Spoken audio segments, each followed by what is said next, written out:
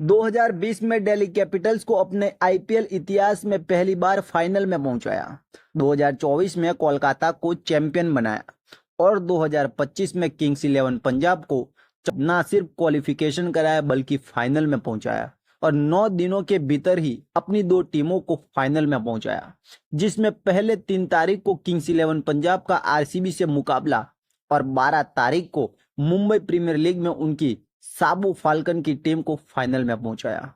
और champions trophy को कौन भूल सकता है, जब कई टीम के बाद श्रेयस अय्यर की टीम इंडिया में वापसी होती है और 5 मैचों में उन्होंने 243 रन बनाए, जिसकी वजह से टीम इंडिया 13 सालों के बाद आईसीसी चैंपियंस ट्रॉफी में चैंपियन बनी।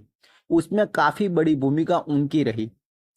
आईपीएल के इतिहास में पहले ऐसे कप्तान बने श्रेयस अय्यर, जिन्होंने अलग अलग 3 फ्रेंचाइजी के लिए कैप्टनशिप की और तीनों ही टीमों को फाइनल तक पहुंचाया।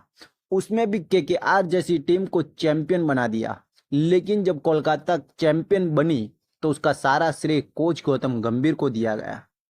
बड़े बड़े दिग्गजों ने इस पर सवाल उठाए कि कोच बड़ा या कप्तान बड़ा।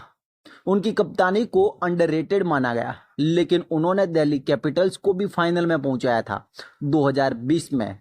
तब किसी का ध्यान उन पर नहीं गया था, लेकिन 2024 में केकेआर को चैंपियन बनाया, लेकिन सारी लाइमलाइट कोच गौतम गंभीर ले गए। 2020 में दिल्ली को फाइनल में पहुंचाया, लेकिन उसके अगले ही साल उन्हें दिल्ली रिलीज कर देती है। 2024 में कोलकाता को चैंपियन बनाया, लेकिन उसके अगले ही साल फिर से वह रिलीज हो जाते हैं और 2025 में प्रीति जिंटा के किंग्स इलेवन पंजाब को फाइनल में पहुंचा। यह फाइनल भी पंजाब जीत ही जाती अगर श्रेयस अय्यर थोड़ी देर और बैटिंग करते, लेकिन उनके नसीब में शायद था ही नहीं। और साथ में इस वक्त चल रही मुंबई प्रीमियर लीग में भी उन्होंने अपनी टीम को साबो फाल्कन को फाइनल में पहुंचा दिया है।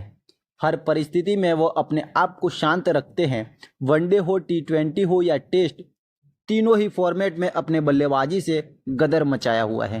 तीनों ही फॉर्मेट के अनुरूप खेलना इस प्लेयर को आता है, लेकिन फिर भी इस प्लेयर को इतना साइडलाइन, इतना अंडररेटेड क्यों माना जाता है, यह अभी तक समझ नहीं आया।